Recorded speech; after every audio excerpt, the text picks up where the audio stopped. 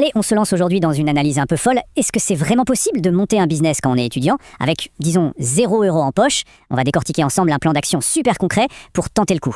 C'est parti.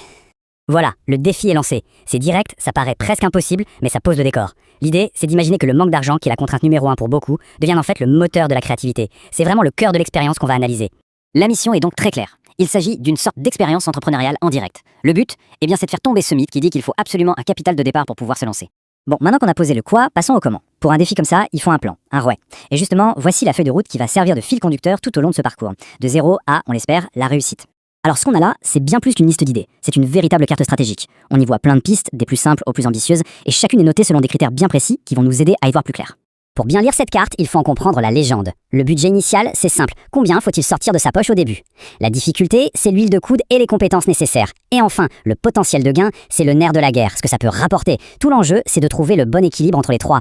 Maintenant, on va faire un zoom sur le point de départ le plus accessible de tous, les opportunités qui ne demandent absolument aucun investissement. C'est vraiment par là que tout peut commencer.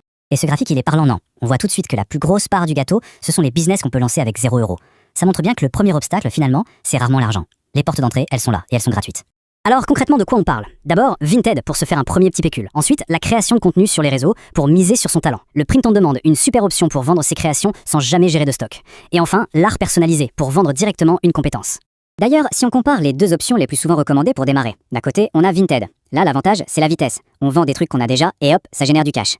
De l'autre, le print on demand. Ça, c'est le pari de la créativité sur le long terme. On construit une marque avec ses designs sans jamais avancer un seul centime pour la production. Parce que attention, commencer à 0, ça ne veut pas dire qu'on doit rester à 0. Le but, c'est de voir plus loin.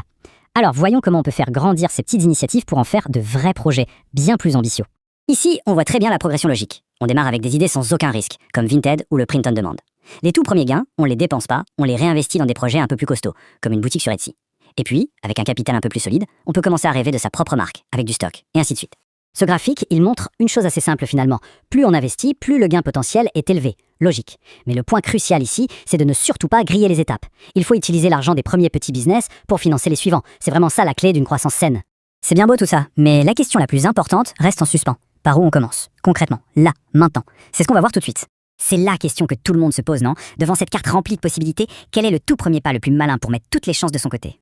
En fait, il y a deux réponses idéales. Pour ceux qui ont besoin de résultats tout de suite, pour la motivation, Vinted c'est parfait. Faire une première vente en 48 heures, ça change tout dans la tête. Et pour les créatifs, le print on demand, c'est le top. Ça permet de poser les fondations d'une marque sans aucun risque financier. Et ces deux recommandations, elles reposent sur une idée fondamentale, ce qu'on pourrait appeler le capital d'élan. L'idée, c'est que la toute première victoire, même si elle est minuscule, est bien plus importante que le premier gros bénéfice. C'est elle qui donne la confiance, et le petit capital de départ pour oser l'étape d'après. C'est un effet boule de neige. Et c'est là